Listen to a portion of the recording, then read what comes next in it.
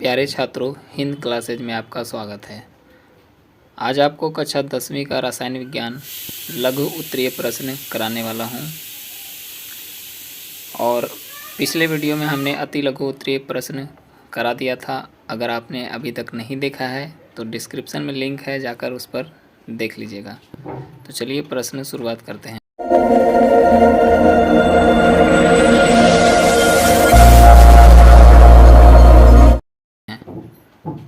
पहला प्रश्न है, रासायनिक समीकरण क्या है, एक उदाहरण देकर समझाएं।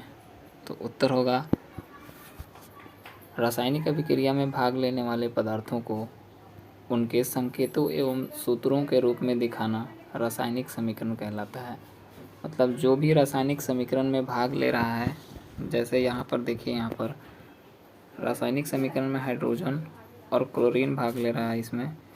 इसके परिणाम स्वरूप यहाँ पर हाइड्रोजन क्लोराइड या हाइड्रोक्लोरिक अम्ल का निर्माण हो रहा है। इसी को अगर हम संकेत के रूप में H2 और क्लोरीन को Cl2 और जो हाइड्रोक्लोरिक अम्ल है उसका फॉर्मूला सूत्र HCl अगर लिख दिए तो उसी को बोलेंगे रासायनिक समीकरण। मतलब किसी भी चीज़ को, मतलब कोई भी केमिकल का फॉर्मूला हो, उसको फॉर्मूला को लिख दिया जाए शॉर्ट में, और फिर अगर कोई तत्व है तो उसका संकेत लिख दिया जाए तो उसे ही कहते हैं रासायनिक समीकरण। चलिए अगला प्रश्न देखते हैं। प्रश्न संख्या 2 है, संतुलित समीकरण किसे कहते हैं।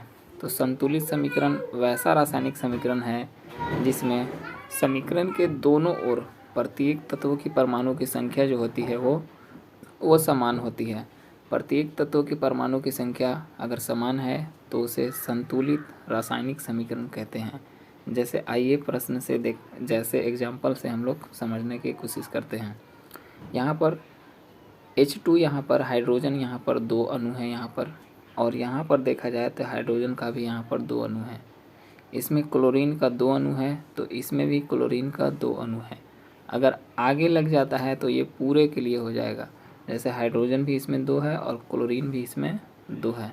तो यहाँ पर देख रहे हैं कि समीकरण यहाँ पर तीर चिन्ह के बाईं ओर जो है, इसमें भी प्रत्येक तत्व के परमाणु की संख्या समान ही है, और इस तरफ भी प्रत्येक तत्व के परमाणु की संख्या समान है।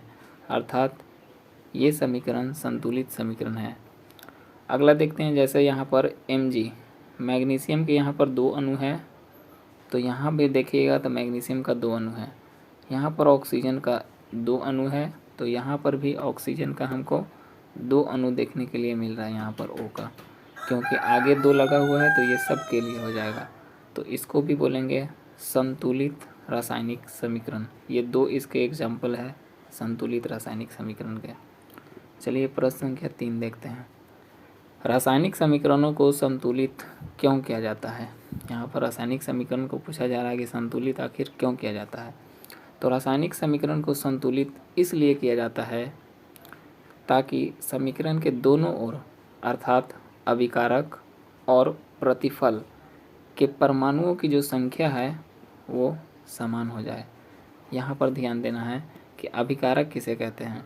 यहाँ पर हम तीर दे दिए, तीर के हम इस तरफ, देखिए यहाँ पर थोड़ा सा, यहाँ पर हम तीर दे दिए। तीर के अगर हम बाईं ओर जो भी चीज़ को यहाँ पर लिखेंगे उसको बोलते हैं अभिकारक, और तीर के अगर दाईं ओर हम जो भी चीज़ को लिखेंगे उसको बोलेंगे प्रतिफल। मतलब कि अभिकारक में हमको कच्चा माल रखना होता है, और उसके फलस्वरूप जो भी नया चीज़ बनता है उसको प्रतिफल द्वारा हम दिखाते हैं। तो दोनों तरफ अगर प्रत्येक तत्व का परमाणु संख्या अगर समान रहे तो उसी को बोलते हैं संतुलित रासायनिक समीकरण, और हम लोग परमाणु की संख्या को समान करने के लिए ही उसे संतुलित करते हैं। प्रश्न संख्या 4 है, रासायनिक समीकरण से प्राप्त होने वाली 3 सूचनाओं को लिखें। तो देखिए यहाँ पर रासायनिक समीकरण से प्राप्त होने वाली 3 सूचनाएं जो है वो निम्नलिखित हैं, मतलब नीचे लिखा हुआ है। तो आइए यहाँ पर देखते हैं। एक पहला है कि इससे पता चलता है कि अभिक्रिया में कौन कौन से पदार्थ भाग ले रहे हैं और उसके परिणाम स्वरूप कौन से नए पदार्थ का निर्माण हो रहा है। मतलब कि अभिक्रिया में क्या क्या भाग ले रहा है। हम मान लीजिए कि हम कोई अगर समीकरण लिखते हैं, जैसे हम ले लिए H2 प्लस Cl2 तिरछी 2HCl। तो यहाँ पर हम देख रहे हैं, यहाँ से पता चल रहा है कि हाइड्रोजन इसमें भाग ले रहा है, इसमें क्लोरीन भाग ले रहा है, और इसके परिणाम स्वरूप नया चीज़ बन रहा है क्या, हाइड्रोक्लोरिक अम्ल।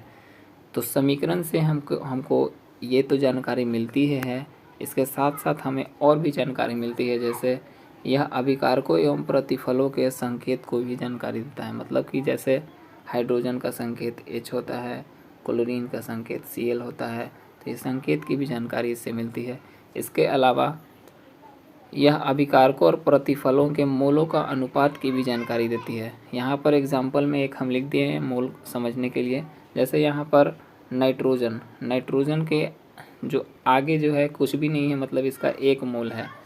हाइड्रोजन के आगे 3 है, इसका मतलब यहाँ पर 3 मोल है, तो टोटल यहाँ पर 4 मोल हो गया। इसमें देखा जाए यहाँ पर आगे 2 मोल है, तो यहाँ पर 2 मोल हो जाएगा। ज़रूरी नहीं है कि दोनों तरफ मोलों की संख्या समान ही हो, लेकिन द्रव्यमान संख्या दोनों तरफ समान होना चाहिए। चलिए आगे देखते हैं। यहाँ पर अगला क्वेश्चन है, यहाँ पर क्वेश्चन नंबर 5 है, रासायनिक समीकरण से क्या फ़ायदे हैं। तो यहाँ पर रासायनिक समीकरण से क्या फ़ायदे हैं, तो इसका आंसर होगा रासायनिक समीकरण से निम्नलिखित फ़ायदे हैं, नीचे लिखा हुआ है। चलिए आइए पढ़ के आपको बताते हैं। रासायनिक समीकरण देखिए, रासायनिक समीकरण अगर लिखेंगे तो आपको पेज की बचत होगी, साथ में आपका समय भी बचने वाला है। ठीक, अगर लॉन्ग आप लिखते हैं तो ज़्यादा आपको पेज नहीं बच पाएगा, और अगर समीकरण के रूप में किसी चीज़ को लिखेंगे तो आपके पेज की बचत होगी। नंबर 2 है, इससे अभिकारकों और प्रतिफलों की गणना की ठीक की जा सकती है। मतलब अभिकारक में कौन कौन से पदार्थ हैं, उसका कितना मोल है, उसमें कितना परमाणु द्रव्यमान है, उसका कितना परमाणु संख्या है, सभी चीज़ हमको निकाल सकते हैं उससे।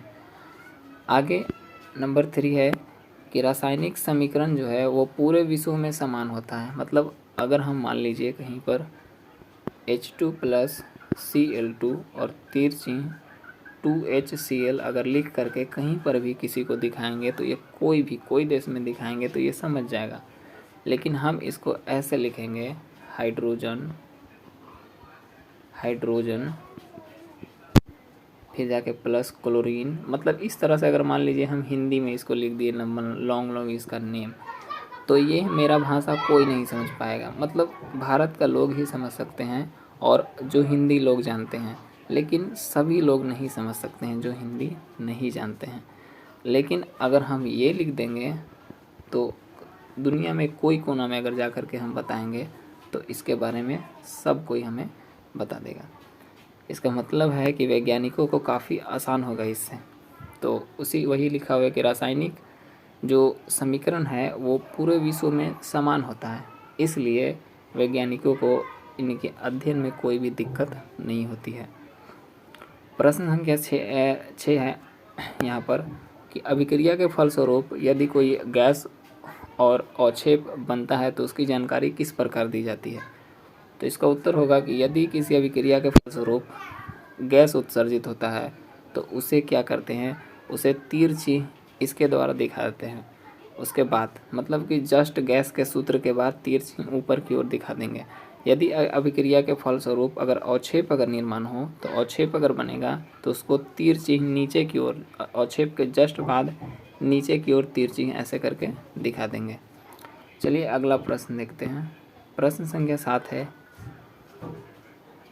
निम्नांकित समीकरण किस प्रकार की अभिक्रिया का निरूपण करते हैं। तो पहला क्वेश्चन है NH4NO2 और तिरछी N2 प्लस 2H2O। तो इसमें देखिए यहाँ पर, और दूसरा क्वेश्चन है इसमें, पहले दोनों क्वेश्चन देख लेते हैं। AgNO3 प्लस NaCl तिरछी AgCl प्लस NaNO3। तो यहाँ पर देखेंगे हम लोग पहला क्वेश्चन में, आइए पहला क्वेश्चन को देखते हैं। यहाँ पर पहला क्वेश्चन में यहाँ पर ये टोटल एक पदार्थ है और एक पदार्थ टूट करके 2 नए पदार्थ में विभाजित हो रहे हैं। तो जब ऐसा कभी भी हो टूटना, एक पदार्थ दो या दो से अधिक पदार्थों में अगर टूट रहा हो तो उसे बोलते हैं वियोजन या अपघटन अभिक्रिया। तो यह एक वियोजन या अपघटन अभिक्रिया है। अगला देखते हैं नंबर 2 में है AgNO3। यहाँ पर देखते हैं कि Ag जो है यहाँ पर Ag यहाँ से रिएक्शन करता है Cl के साथ, मतलब इसका आगे वाला और इसमें इसका पीछे वाला दोनों आपस में रिएक्शन करके AgCl बनाता है, और इसका पीछे वाला NO3 और इसमें Na दोनों रिएक्शन करके आपस में NaNO3 बनाता है। तो ऐसा कंडीशन जहाँ भी मिले, मतलब आपस में अदला बदली हो, इसको बोलते हैं आदान प्रदान या विनिमय भी इसको बोला जाता है। तो जहाँ पर अदला बदली हो या विनिमय हो उसे उभय विस्थापन अभिक्रिया कहते हैं। तो यह क्या है? उभय विस्थापन अभिक्रिया। इसके अलावा इसे अवक्षेपण अभिक्रिया भी कहते हैं, क्योंकि यहाँ पर AgCl जो है वो अवक्षेप के रूप में बनता है। और अभी हमने ऊपर बताया कि जहाँ कहीं भी अवक्षेप अगर बने तो वहाँ पर तीर चिन्ह नीचे के द्वारा ऐसे दिखा दिया जाता है। चलिए अगला प्रश्न देखते हैं। संयोजन अभिक्रिया क्या है, इसके बारे में लिखना है। तो वैसा रासायनिक अभिक्रिया जिसमें दो या दो से अधिक अभिकारक परस्पर संयोग करके एक प्रतिफल बनाते हैं उसे संयोजन अभिक्रिया कहते हैं। मतलब कि दो या दो से अधिक अगर अभिकारक, जैसे मान लीजिए यहाँ पर एक अभिकारक और एक यहाँ पर दो अभिकारक है, दो अभिकारक जुड़ करके एक अभिकारक बनाया, तो इसे बोलेंगे संयोजन अभिक्रिया। इसी का जस्ट अपोजिट होता है वियोजन या अपघटन अभिक्रिया। इसमें भी देखेंगे यहाँ पर एक, यहाँ पर और यहाँ पर एक, टोटल दो अभिकारक है और तीर के उस तरफ जो प्रतिफल मिला हमको वो एक प्रतिफल मिला। मतलब परिभाषा में ही लिखा हुआ है कि दो या दो से अधिक अभिकारक जब जुड़ेंगे आपस में तो एक प्रतिफल अगर बनाएंगे तो उसी को बोला जाता है संयोजन अभिक्रिया। चलिए अगला प्रश्न देखते हैं। प्रश्न संख्या 9 में है कि आप कैसे प्रदर्शित करेंगे कि कॉपर सिल्वर से अधिक क्रियाशील है। तो आइए इसको प्रदर्शित करके दिखाते हैं। देखिए यहाँ पर हम सिल्वर जो है सिल्वर सल्फेट को, यहाँ पर सिल्वर सल्फेट के विलयन में हम कॉपर को डाल देते हैं। जब डालेंगे तो क्या होगा, कॉपर जो है सिल्वर सल्फेट के विलयन से सिल्वर को विस्थापित कर देता है। इससे साबित होता है कि कॉपर सिल्वर से अधिक क्रियाशील है। मतलब आइए समझते हैं। जैसे यहाँ पर सिल्वर सल्फेट है, इसके विलयन में हम कॉपर डाल देते हैं सिल्वर सल्फेट के विलयन में, तो जैसे ही कॉपर डालेंगे हम जान रहे हैं कि सिल्वर से कॉपर अधिक क्रियाशील है। तो यहाँ पर ये कॉपर जाकर यहाँ पर अपना स्थान ले लेगा और सिल्वर को यहाँ से हटा देगा। सिल्वर बेचारा यहाँ पर आ गया और कॉपर इसके जगह पर जा कर के यहाँ पर आ गया, तो बन गया कॉपर सल्फेट और सिल्वर बेचारा विस्थापित हो गया। इसे विस्थापन अभिक्रिया भी कहते हैं। और यह इससे साबित भी हो सकता है कि मतलब कि कॉपर जो है वो सिल्वर से अधिक क्रियाशील है। चलिए प्रश्न संख्या देखते हैं 10। ऑक्सीकरण अवकरण अभिक्रिया क्या है, इसके बारे में बताना है। तो वैसा अभिक्रिया जिसमें किसी तत्व या यौगिक के साथ ऑक्सीजन का संयोग हो या हाइड्रोजन का निष्कासन हो उसे ऑक्सीकरण अभिक्रिया कहते हैं। मतलब कोई तत्व या यौगिक के साथ अगर ऑक्सीजन जुट रहा हो या हाइड्रोजन निकल रहा हो उसे बोलेंगे ऑक्सीकरण अभिक्रिया। या फिर वैसा अभिक्रिया, अवकरण के बारे में बता रहे हैं अब, तो नीचे से लिख दीजिएगा पैराग्राफ चेंज करके नीचे से अवकरण के बारे में। एक ही में 2 क्वेश्चन यहाँ पर पूछा जा रहा है। तो अवकरण का होगा वैसा अभिक्रिया जिसमें किसी तत्व या यौगिक से हाइड्रोजन का संयोग हो या फिर ऑक्सीजन का निष्कासन हो। मतलब हाइड्रोजन आकर के इसमें जुड़ जाए या ऑक्सीजन निकल जाए, उसे बोलेंगे अवकरण अभिक्रिया। आइए एग्जाम्पल से समझने की कोशिश करते हैं। जैसे यहाँ पर कोई तत्व है कार्बन, इसके साथ यहाँ पर ऑक्सीजन जुट रहा है, तो ऑक्सीजन का जुड़ना ऑक्सीकरण अभिक्रिया कहलाता है। यहाँ पर एक तत्व है क्लोरीन, क्लोरीन के साथ हाइड्रोजन जुड़ रहा है, तो यहाँ पर हाइड्रोजन का जुड़ना अवकरण अभिक्रिया कहलाता है। तो चलिए उम्मीद करता हूँ कि आप समझ गए होंगे। प्रश्न संख्या 11 है, निम्नलिखित अभिक्रिया में कौन संयोजन और कौन विस्थापन अभिक्रिया है। तो आइए देखते हैं कौन संयोजन अभिक्रिया है। यहाँ पर हम लोग देख रहे हैं यहाँ पर कि KBr और KBr में यहाँ पर Cl2 यहाँ पर जब रिएक्शन उससे कर रहा है तो KCl बना रहा है और Br2 बना रहा है, मतलब यहाँ से Br बेचारा निकल कर साइड हो गया। इसका मतलब है कि ये एक विस्थापन अभिक्रिया है। नीचे उसी के बारे में लिखा हुआ है, तो आइए इसे समझाते हैं। देखिए यहाँ पर थोड़ा सा इसको ऊपर कर देते हैं। चलिए, यहाँ पर यह एक विस्थापन अभिक्रिया है। प्रश्न संख्या 1 का आंसर यहाँ पर लिखा हुआ है। यह एक विस्थापन अभिक्रिया है क्योंकि इसमें पोटेशियम जो है, पोटेशियम ब्रोमाइड के विलयन से क्लोरीन ब्रोमीन को विस्थापित कर रहा है। यहाँ पर पोटेशियम ब्रोमाइड है,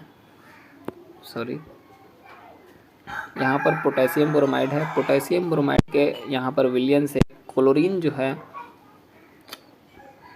थोड़ा सा ऊपर कर देते हैं इसको। यहाँ पर पोटेशियम ब्रोमाइड के विलयन से क्लोरीन जो है इसको विस्थापित कर रहा है, ब्रोमाइड को विस्थापित कर रहा है। ब्रोमाइड बेचारा इधर हो गया, अलग हो गया, और यहाँ पर क्लोरीन खुद जाकर यहाँ पर अपना स्थान ले लेता है, चिपक जाता है। इसका मतलब है कि यह एक विस्थापन अभिक्रिया है। अगला नंबर 2 में देखते हैं। यहाँ पर दूसरा है यहाँ पर कि यहाँ पर एक अणु और एक अणु, दो अणु, यहाँ पर दो पदार्थ यहाँ पर मिल करके एक प्रतिफल बनाते हैं। तो इसका मतलब है कि यहाँ पर दोनों जुड़ करके केवल एक चीज़ बनाया, तो इसको बोलेंगे संयोजन अभिक्रिया। तो वही नीचे लिखा हुआ है, यह एक संयोजन अभिक्रिया है क्योंकि इसमें दो पदार्थ जुड़कर एक नए पदार्थ का निर्माण कर रहा है। अगला प्रश्न देखते हैं, प्रश्न संख्या 12 में उदाहरण सहित अवक्षेपण अभिक्रिया का वर्णन करें। तो आइए देखते हैं। वैसा रासायनिक अभिक्रिया जिसमें अभिक्रिया के फलस्वरूप यदि अवक्षेप बने तो उसे ही अवक्षेपण अभिक्रिया कहते हैं। मतलब कि अभिक्रिया के फलस्वरूप कोई अवक्षेप बन रहा है। अवक्षेप मतलब समझिएगा छाली, कैसे दूध के ऊपर कोई परत चढ़ जाता है, उसी को बोलते हैं अवक्षेप। जैसे यहाँ पर देखिए, यहाँ पर AgNO3 अगर हम AgNO3 हाँ, यहाँ पर अगर रिएक्शन कराते हैं NaCl के साथ, तो यहाँ पर AgCl के साथ रिएक्शन करके बनाता है AgCl। और हमने ऊपर बताया था कि अवक्षेप जहाँ भी रहे वहाँ पर तीर चिन्ह नीचे के द्वारा ऐसे दिखाया जाता है। तो यहाँ पर दिखाया गया है कि ये एक अवक्षेप है।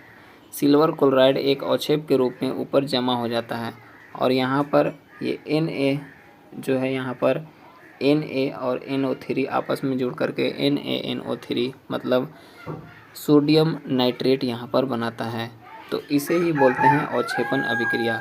इस अभिक्रिया में हम देख रहे हैं कि एक अवक्षेप का निर्माण हो रहा है, यही कारण यह एक अवक्षेपण अभिक्रिया है। नीचे लिखा हुआ है कि इस अभिक्रिया में AgCl अवक्षेप के रूप में विलयन के ऊपर जम जाता है, इसी कारण इसे अवक्षेपण अभिक्रिया भी कहते हैं। तो चलिए आज के लिए इतना ही, और कुछ क्वेश्चन इसमें बचा हुआ है, तो और जितना भी क्वेश्चन